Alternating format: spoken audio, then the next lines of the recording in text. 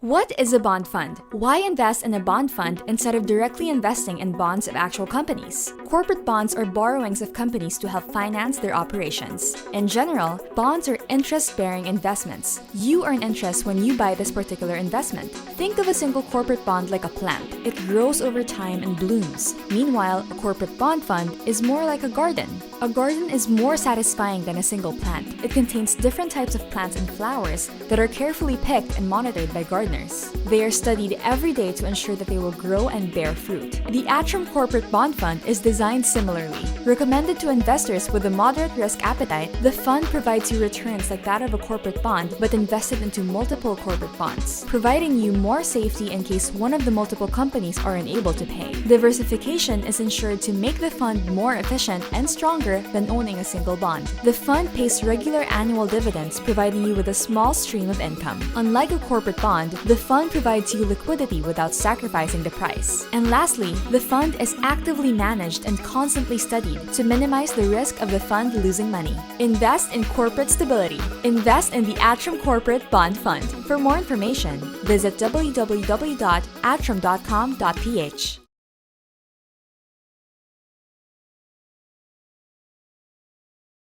Hi, and good morning, everyone. Thank you for joining this week's episode of Atram Webinar Series. I am Ramas Caraga, Business Development Officer and your host for today.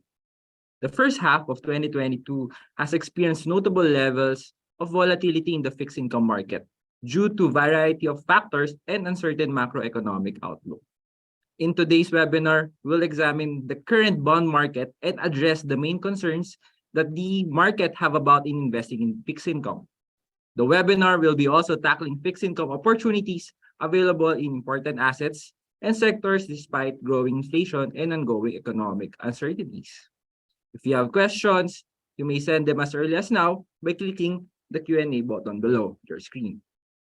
Before we begin, I'd like to let you know that this session will be recorded and that the copies will be disseminated as well as posted on all our social media platforms.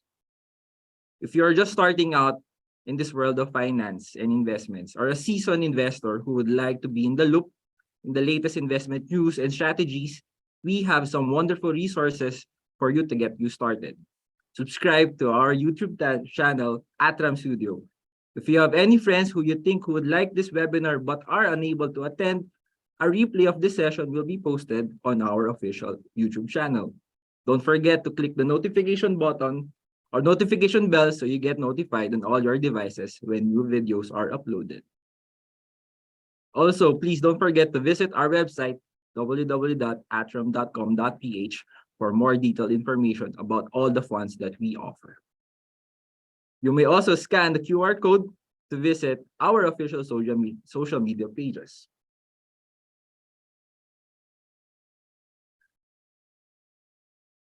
We would like this webinar to be as interactive as possible, so please don't hesitate to send your questions in the Q&A tab all throughout the webinar.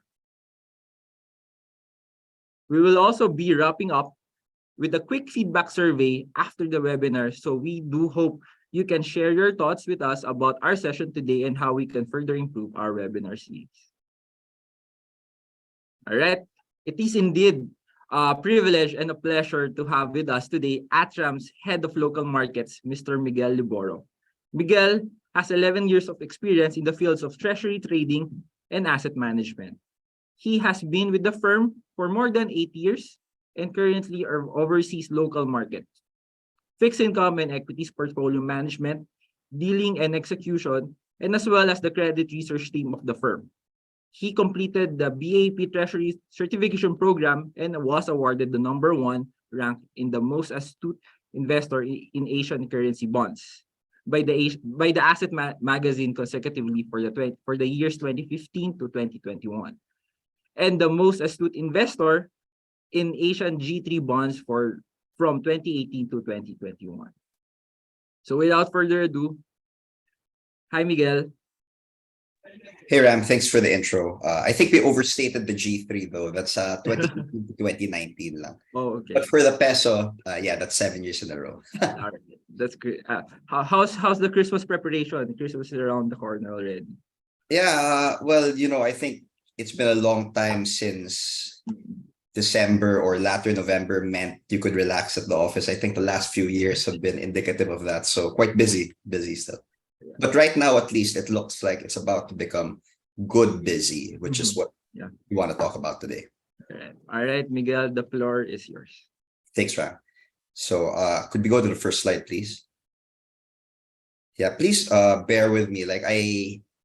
It might look very wordy and technical, but I'll try to go through it as directly as I can. And I might be moving a bit quickly because we've got some ground to cover, but I'm happy to take anything in the questions later. So let's talk about what the BSP has done this year. They've raised rates significantly from 2%, where we were at the beginning of the year, at all-time lows for the policy rate as a reaction to COVID, much like the rest of the world, to where we are today, 4.25%. So they've raised rates by 225 basis points. It's a very significant move, right? But when we take a step back, what that actually is that's in response to inflation. And we'll talk a little bit more about the BSP and inflation later, but I just wanted to get out of the way that rates have gone up significantly because of inflation and because of the BSP raising interest rates to combat it. And that's really affecting more the demand side of bonds. And that's what most of us are familiar with. I want to talk for a second about the supply side, which many of us may be less familiar with. Now, the supply side is actually handled by a different arm of the government, by the Bureau of Treasury, or the BTR.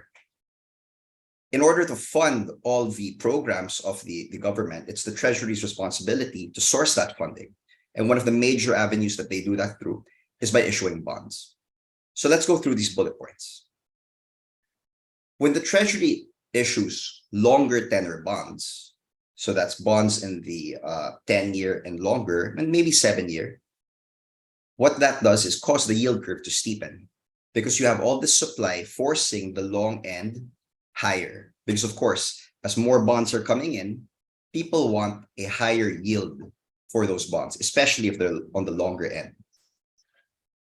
On the second point, if the Treasury chooses to issue on the front end of the curve, and when we say front end, we usually mean 1 year to 3 year or shorter securities, but short tenor securities, what it does is it causes the yield curve to flatten, because you're pushing yields higher on the 1 to 3 year portion of the yield curve. That'll be important later on. The main point is the Treasury, or the BTR, controls the supply of bonds in the market. And this year, they've on average issued or put supply into both the long and the short part of the curve. And that's why we have a graph like the one you see on the left. You'll see that from the end of 2021 to where we are now, 11 months later, there has been a significant move higher in interest rates, but not just on the short end and not just on the long end, but almost across. And what I mentioned earlier in relation to the BTR and supply explains that almost lateral movement across. It was largely driven by not just demand or supply, but the combination of both. What does that mean moving forward? Well, that's the last point there. The yield curve, as you can see it there, has priced in a lot of negativity already. We are today 3% to 4%, or more than 300 basis points higher than where we were at this point in time a year ago, almost across the yield curve from short end to long end. And that's because everything we've been hearing has been overwhelmingly negative. Inflation has kept moving higher, the dollar peso has gotten weaker, bond supply, all these things have served to cause investors to be defensive in buying bonds. And that's where the opportunity lies, because everything that's happening right now is pricing in the negatives currently seen, and not what we feel will be happening soon. Next slide, please. So we talked a little bit about how rates have jumped up. What does that actually mean from a recent history standpoint? What you see on the left are for the major tenor buckets, 1 to 10 year, where yields were over the last 3 years and over 2022. And what you'll see there is after a significant move lower, due of course to COVID, and as we mentioned earlier, the BSP, just like every central bank in the world, taking rates down to pandemic levels to support the economy. After those lows hit in 2020, all-time lows, rates have finally started to adjust higher. And while it looked like there was already a significant adjustment higher in 2021, for those of you who were invested in bond funds, you'll know that 2021 was also a year of either minor negatives or flat returns. That trend continued in 2022. And you'll see there, rates actually adjusted higher more aggressively than they did over 2021. But where does that leave us today? 3.5 years ago, if you wanted to buy a 5-year bond, you had to buy it at 3.8%. During COVID, you had to buy it at below 2.5%. Today, you can buy a 5-year bond at above 6.5%. What's that telling us? That's telling us that for over the next few years, there is the potential for rates to adjust lower. And buying in or locking in at these levels will allow us to A, buy at much higher levels than we'll be able to buy at later on, and B, reap the capital gains associated with the yield movement lower as price of bonds go up. Next slide, please. So there's a lot of words in this slide. I'll try to go through it fairly quickly. The global backdrop has been difficult and continues to be quite volatile. The main driver of the global economy so far, or geopolitical risk, has been the US Federal Reserve, or their central bank. Now, they've embarked on a very aggressive rate hiking path. So just like we mentioned in the Philippines, we went from 2% to 4.25%. The US Fed also went from 0.25% all the way to where it is today, at around the 4% area. And we're actually anticipating another 50 to 75 basis points in 2 weeks from then. So the Fed is about to have its final central bank meeting on December 14. Similarly, the BSP is going to have its own final meeting on December 15. And based on what the BSP rhetoric has been saying, they intend to potentially match the Fed 1-for-1. So what does that imply? That means that if the Fed moves from 4%, where it's currently today from a policy rate standpoint, to what we believe will be 4.75%, then there's the chance that we move to 5.5 to 5.5 to 5.75% for the BSP as well. So yes, there is some pressure still for interest rates to go up. But the question now becomes, should we be waiting for the absolute top?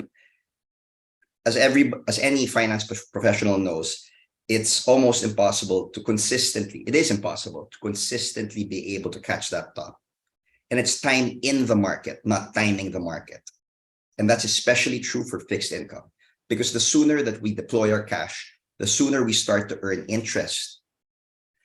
And we think that over the last couple of weeks, the levels have been good enough for us to start accumulating. And that's what we've been doing for those invested in the fund. The final point there, and this is why I wanted to talk about supply earlier, is on bond supply. And what we've started to see is that despite news still being quite negative, despite inflation, which is currently at 7.7% for October, likely to touch the 8%, the lower 8% area next month for November, and possibly for December as well, how much higher do we think it could possibly go? And at the current levels that we're seeing, 5-year at 6.5, 7-year at 6.8, 10-year at 7.2, and so on, doesn't that make a case for the value that we mentioned earlier? Because the last time we saw these yields was in 2018, and they weren't there for very long before they hit those very low levels that we showed over 2019 and 2020. Now, we're not saying that we're going back to levels that low in 2023. We don't think so. But we think we're going to be certainly a lot lower in terms of yield levels than where we're at today. Next slide, please.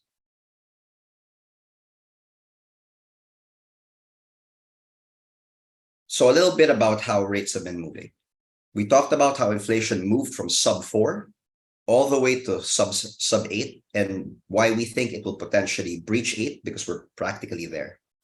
you'll see that long tenor bonds, and we chose the 12-year bond as a proxy for the rest of the yield curve, have moved alongside it.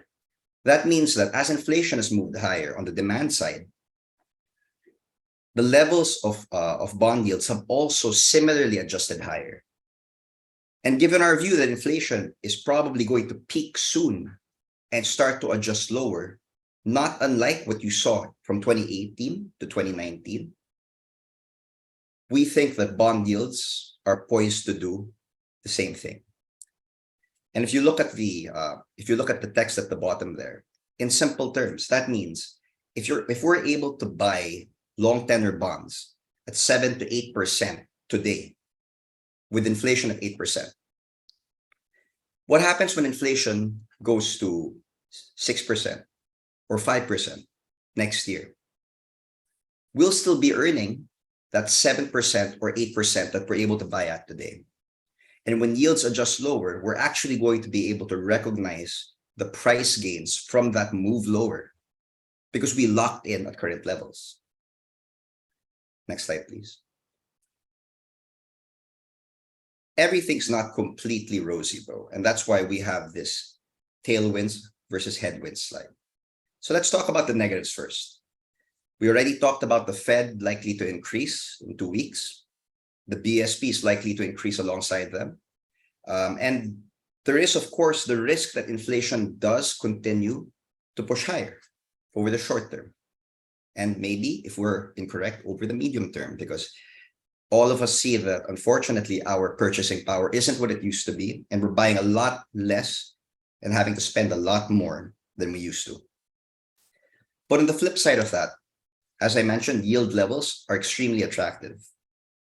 Yield levels unseen since 2018, when inflation was last seen at around close to 7% level.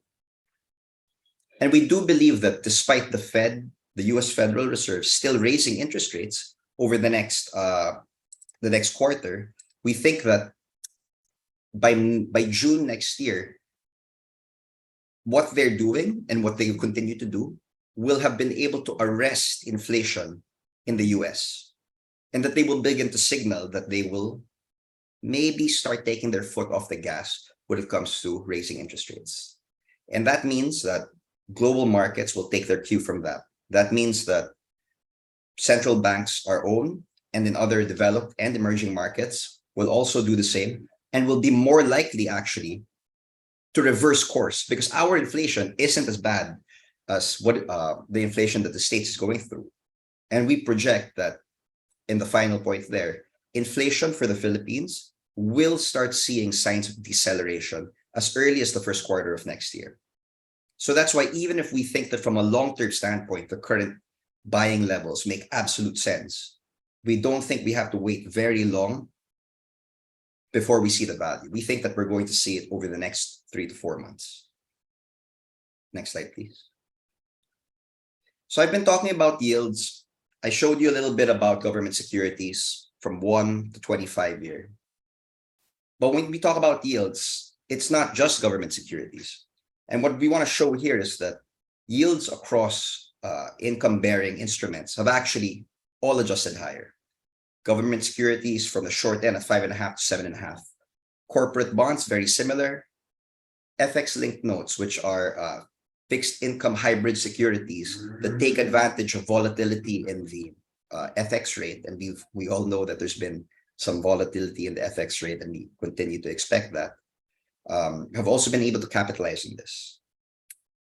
High dividend equities, preferred shares, of course. Equities may seem very risky at the moment still. And we are, just a caveat, we are quite bullish on the prospects for the equity market as well. But as you can see, the interest-bearing side of the equity market has also adjusted higher. And last but not least, REITs. REITs is the sexy new thing that everybody was hearing about since they came about last year. And they were made sexier by the fact that REITs outperformed almost every other accessible asset class last year outside of global equities. But in order for REITs to do very well, there had to be very specific considerations in place. You had to have a low interest rate environment, and you had to have a lot of equity risk in play. And that wasn't in the environment in 2022. And that's why REITs have not done so well. That's why for those who have been holding REITs, the prices of REITs have dropped. Because from a risk-adjusted standpoint, bonds suddenly just became so much more attractive because you're getting a very similar yield, but with less risk. We still like REITs for next year, though, and that's why they're on this slide. Because we're bullish on bonds, and when yields start to move lower on both government and corporate bonds, REITs will start to look attractive again. And that's why we do think that they're a part of some of our strategies. But the point is, for income-bearing instruments, for yield-bearing instruments, rates are at cannot miss levels, we think. And they won't be here for very long. Next slide, please. So talking about REITs, started out, there was 1, 2, 3. Now there are at least several. And from what we've been hearing of the big corporates, there is certainly going to be interest to increase on the issuance over the next couple of years. And this can only help as far as we're concerned. It offers more viable investment opportunities. It allows the market to kind of deepen and gain some breadth, and allows us, more importantly for us, to diversify any exposure that we have in the sector. Now, there's a lot of negative sentiment surrounding REITs because, of course, for the companies that earn more based on their office rentals, all the uncertainty or recent negative news on POGOs is going to affect prospects for them moving forward. But on balance, we do think, as I mentioned earlier, given the yield levels or the yield ranges that the implied dividend yields of REITs have today, which is in the 6 to 8% range, that there are good deals there. There is value in that space if you know where to look. So I'm not saying buy every yield, buy every REIT, but at certain levels, especially given our view on bond yields moving lower, at current levels, there is some value in REITs. Next slide, please. So I know that I kind of talked about quite a lot of stuff, and please ask questions. I'm happy to go into stuff in a little bit more detail if I can afterwards. But just to sum things up, let's talk about the global again. The global backdrop has been negative. A lot of the broad narratives have been led by this. And we think that this is poised to, if not turn, then stabilize by mid next year. And once that happens, we think that the impact on our own markets will be significantly positive, both for fixed income and equities. But fixed income is going to move first. Point number 2. At current yields, it's a no-brainer. We can't guarantee that our views are going to play out or play out as quickly as we expect them to be. But when you're earning something like net 5% on your bond portfolio, on your fixed income fund, that offsets, I think, a large percentage of the risks, because that part is actually guaranteed, because bulk of the portfolio is actually invested in government securities, which, as we know, is conceptually risk-free. So no matter what happens from a broad macro standpoint or a price standpoint, and of course, it will still impact fund total returns, that interest income at these very high levels will continue to come in. And that minimizes your downside risk. Finally, there are several avenues through which to play the views that I gave here, mainly being able to buy rates at these high absolute levels, being able to take advantage of tactical opportunities that arise as rates move lower, as we expect, if rates move lower, as we expect them to, and we do expect them to. And those are through many of our funds, but the two I'd like to talk about specifically today are the Total Return Peso Bond Fund, which many of you, I hope, are more familiar with, and the Diversified Income Fund, which we actually just launched this year and is in a position to capitalize on a broader opportunity set. Next slide, please. So for those of you that are familiar, the Total Return Peso Bond Fund is our flagship peso bond fund. You don't really look at it from a yield standpoint. You look at it from a actively managed tactical trading standpoint. And over the years, we've been able to mitigate downside when markets were bad, like this year, and try to capitalize on the upside when markets shift. It also meant that historically, because of that very tactical and actively managed nature, that in a overwhelmingly strong market, maybe we miss some opportunities. But that's because we prefer to lock gains in earlier. And we think that this fund is in the best position to capitalize from a price appreciation standpoint on all the narratives and views that I just gave. Because we've been loading up on high yield, high tenor, long tenor, high duration securities, and we'll be in a position to take profit on those if rates move lower very quickly as we anticipate. And this is always moving in and out of the market to try and capitalize on those opportunities. So some of you guys might be familiar or already invested in this. There's several avenues you can get it through. It was one of our first funds available on Gcash.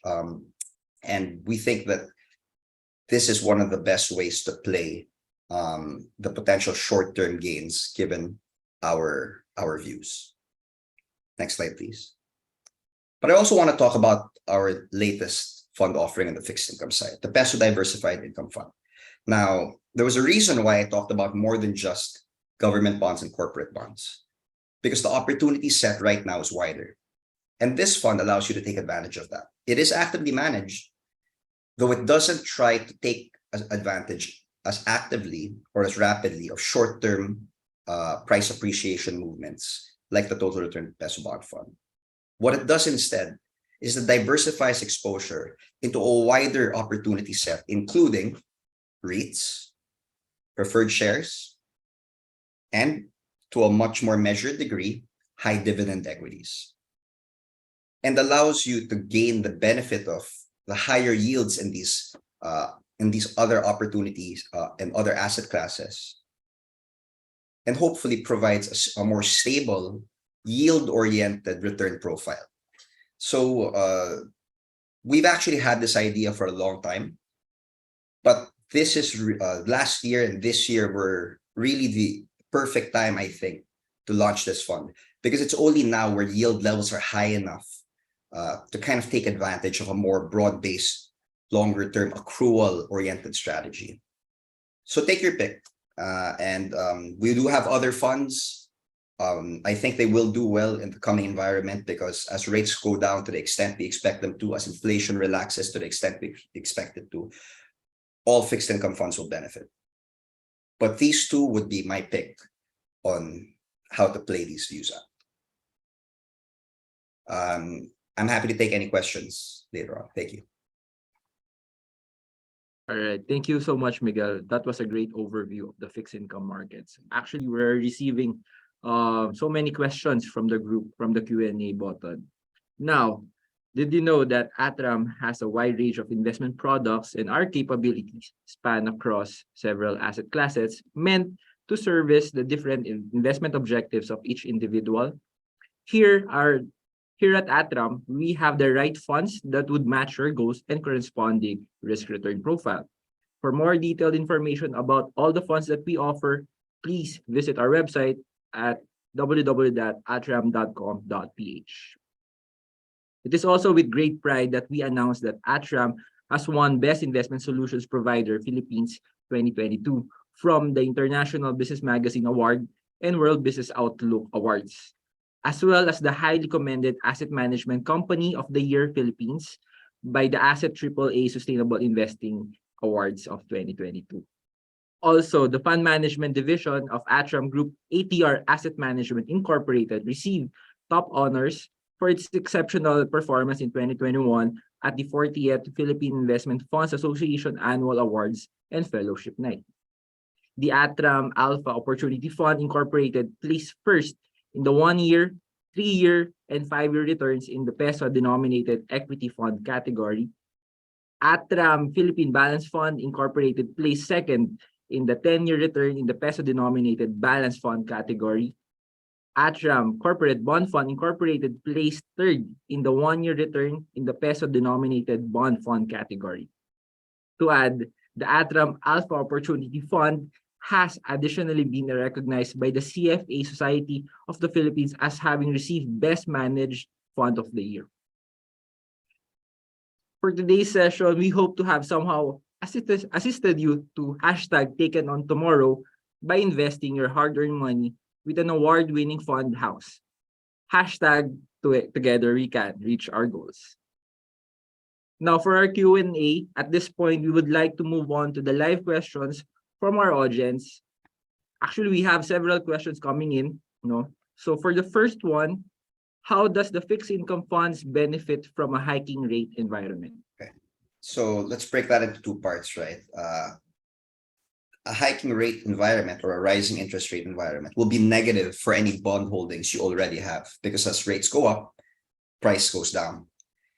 So it's bad for you from whatever your holding standpoint, but it also allows you the reinvestment or investment opportunity to buy at what are now much higher interest rates or yield levels than you previously could have. And that was actually the point of my second or third slide, if you recall, where 3 years ago, 2 years ago, you could only buy 5-year at 2.3%. And today you're buying it at 6.5%. So it's bad at the onset if you're holding a lot of long tenor bonds, especially. And at that point, as rates are going up, it's about defending capital. And talking about the total return peso bond fund, which, as I mentioned, moves very quickly. Year to date, performance has been, of course, negative. I think the fund is down 1.7%. But Philippine fixed income as a benchmark asset class is down 5.7%. So we were actually able to de-risk quickly enough and make enough tactical trades to very, very heavily mitigate what those potential losses might have been. And now is the opportunity, having been able to sidestep that, when we can make good, buy at higher levels because we're cashed up, because we were able to stay out of the way when rates were on the way up, and be part of it on the way when rates are on the way down, and make those price gains. All right. For the next question, has local inflation peaked? What variables affect the local inflation rate? What does this mean on the BSP policy's action? Okay, I'll take the second part first, the variables on local inflation, right? So everybody knows that CPI is a basket, right? And for the Philippines, of course, the biggest parts of that basket, especially of household consumption, are food and energy. So we all know what's been happening with energy. Russia-Ukraine spark what became essentially a global kind of push higher for oil, and that's affected every non-oil exporting country, which is the Philippines is included in, negatively from an inflation standpoint. It's kind of, oil is a basic input for power for everything, has pushed, unfortunately, cost of everything up, most notably food. Global supply chains hadn't yet fully recovered from what happened during COVID, and throwing the Russia-Ukraine oil pressure into the mix certainly didn't help. So that's about that. Has local inflation peaked? No, it hasn't. But as I mentioned, we think that it's about to. So we were at 7.7% headline inflation at the end of October. We're going to find out next week what headline inflation will be for November. As I mentioned, we do expect it to breach 8%. We are looking at something below the 8.5% area. But yes, we do expect it to breach 8% and then peak around there. So I guess the question that you want to ask is, given that, how much further do we expect it to go? Do we think it's more likely to maybe plateau at around the 8 level and potentially start decelerating, given everything? Or do you think it's going to 9 or 10%? Now, I would answer the former, and that's why we're quite bullish on rates. On the final part, what does that mean for BSP action? Of course, it's meant that they have been raising aggressively, and part of that is on inflation, but the other part is on the Fed. And as I mentioned, we do expect local inflation Mhm. to peak over the coming months, to stabilize and start decelerating by the first quarter. And we expect the Fed to start signaling stabilization by mid next year. And that we think means that the BSP, while they may be a bit hawkish or aggressive over the next couple of months, will certainly start to relax their stance over that period. All right. For the next question, I believe you already tackled this. What is the different about this market compared to the previous ones? Uh okay, this one is like easier to talk about from a broad standpoint. What's different about 2022? Everything is positively correlated one way. What does that mean? That means that the principle of diversification usually means when you're buying different asset classes or different investment vehicles, many of the factors that move those investment vehicles are different. So chances are, if you buy something with negative correlation, if you're getting hit on one asset class whose factors are negative, so it's going down, that typically means that those same factors being negative are positive for another asset class. So you have a hedge, a balancing act, right? This year, that's what's different about this year. We've had years where, markets were bad, but we haven't really had many years where pretty much all markets were bad. Global, local, fixed income, equity. This year, the only broad asset class that has been positive have been the US dollar. And I don't mean US bonds or US equities. I mean just buying US dollar. Because if you bought bonds or equities, then it'd be negative. And broad commodities, which is not so surprising given the Russia-Ukraine oil-led commodity spike, which is, the inflationary catalyst. But that's quite rare. And that's what's different about this year. All right. I guess alluding to for the next question, what are the sectors or commodities that would or commodities that would benefit from the interest rate hikes, and what sector locally is heavily impacted on the supply side? Okay. So sectors benefiting from interest rate hikes. So I guess we're talking about industry and equity side. The most obvious beneficiaries, and we've been calling this for quite some time on our equity side, have been the banks. And you are starting to see that because as yields go up, it allows the banks to kind of earn better margins or better rates from their loans. And you're coming from a very low base environment where, because of COVID, banks were cutting down their risk, were limiting their loans. And for any of you guys who were in the market to kind of pick up a new car or house during the time, you'll know how hard it was to get a loan at that time. And if they were willing to talk to you about one, how absurdly high the interest rate they were trying to get you to pay was. And it's the opposite now. Now that things have started to stabilize and rates have actually started to move higher alongside, the banks have been more aggressively trying to loan out again. And because of the move higher in interest rates, they're able to make more off of us consumers.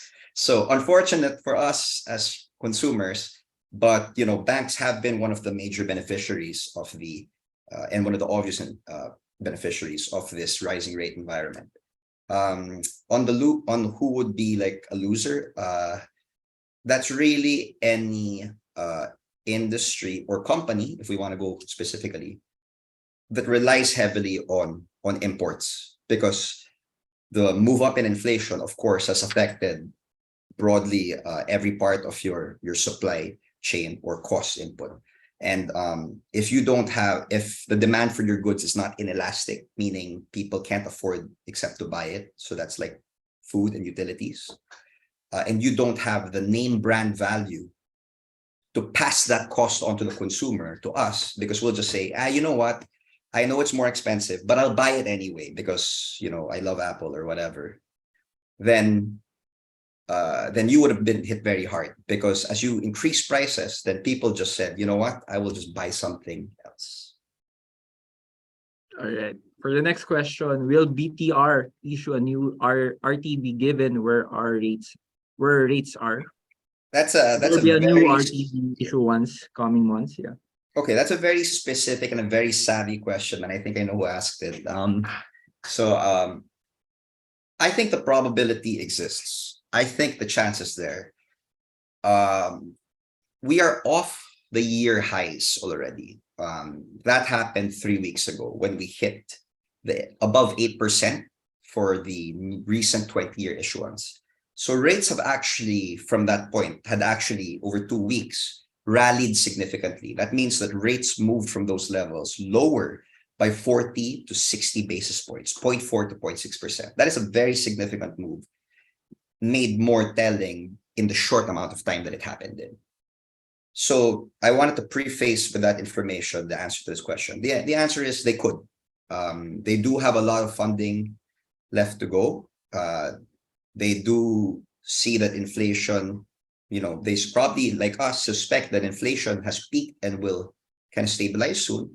But they might take that opportunity to get a massive amount of supply out in the form of an RTB jumbo bond and pre-fund a lot of their requirements coming into next year. Because the more they fund now, the less pressure it is on them for funding next year. So the answer to that is maybe.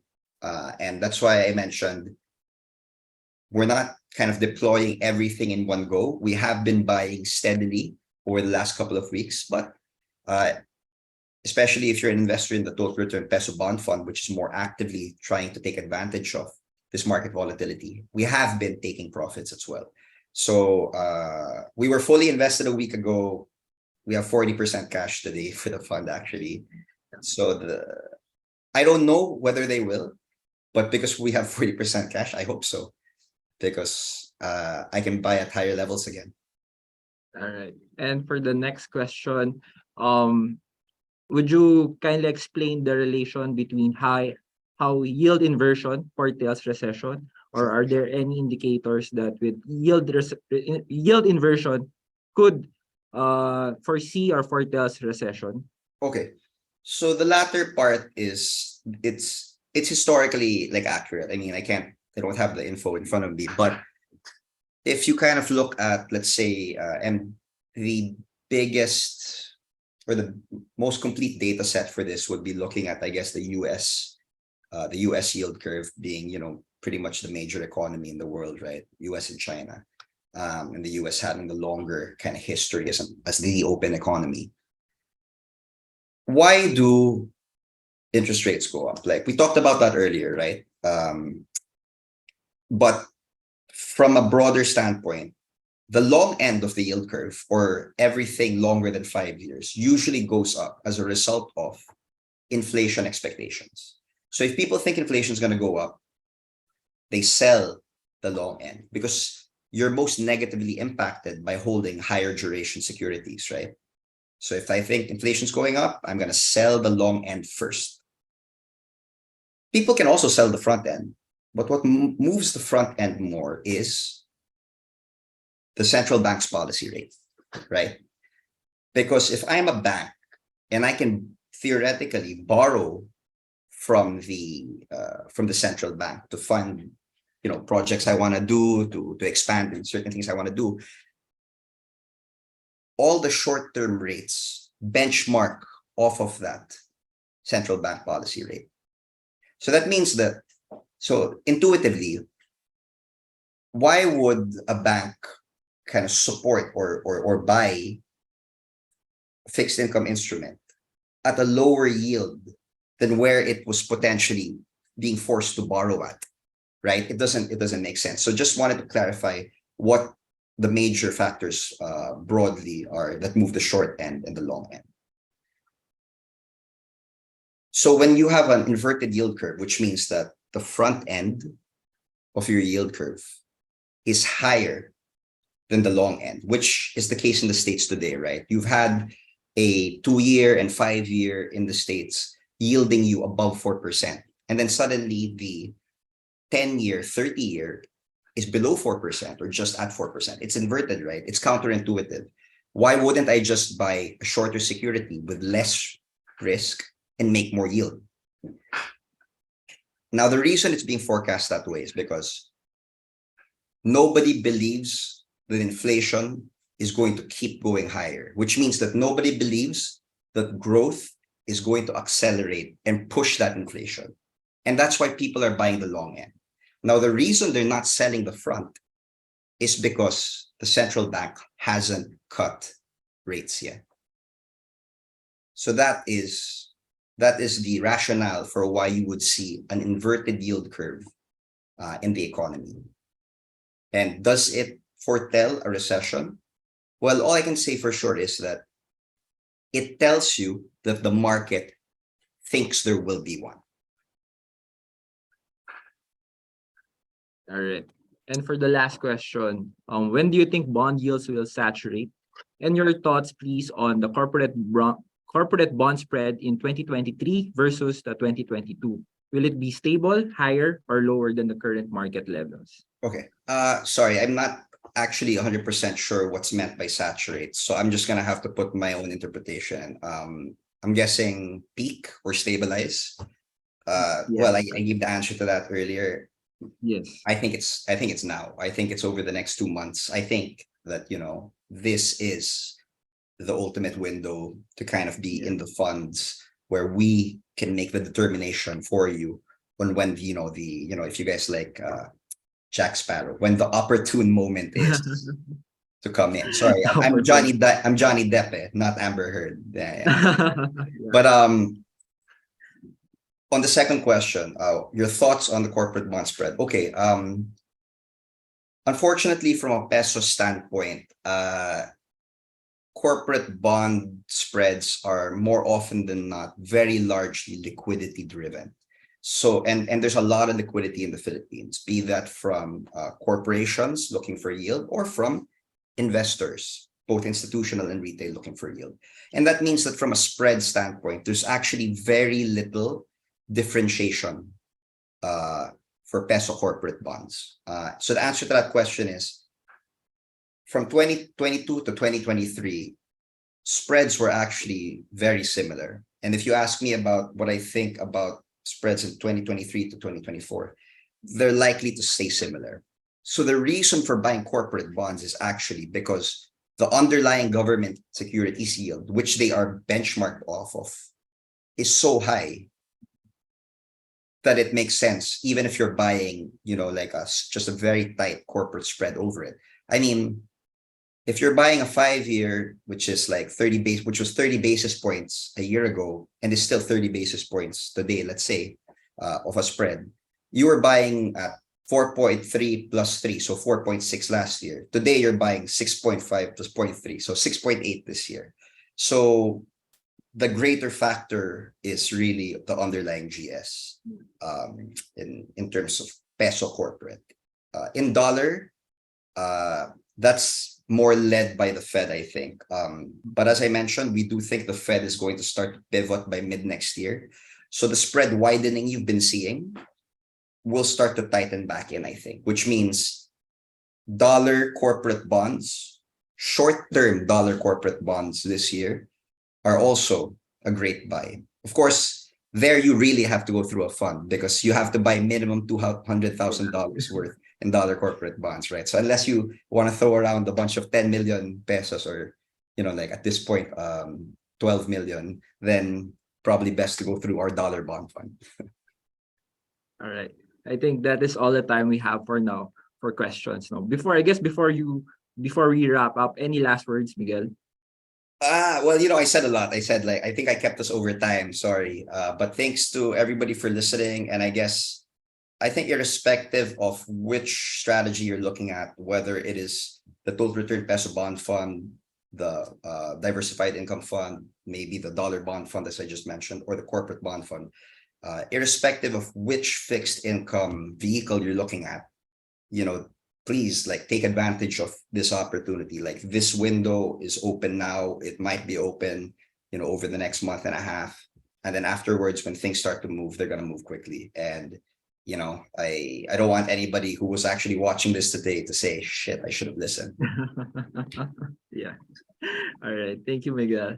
And once again, and of course, thank you to our audience. We appreciate you taking the time to join us today. We hope you were able to gain insights and key takeaways from our today's webinar. Thanks again, Miguel. Okay.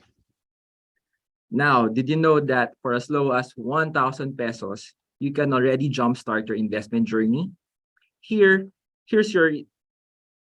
how you invest in Atrum funds.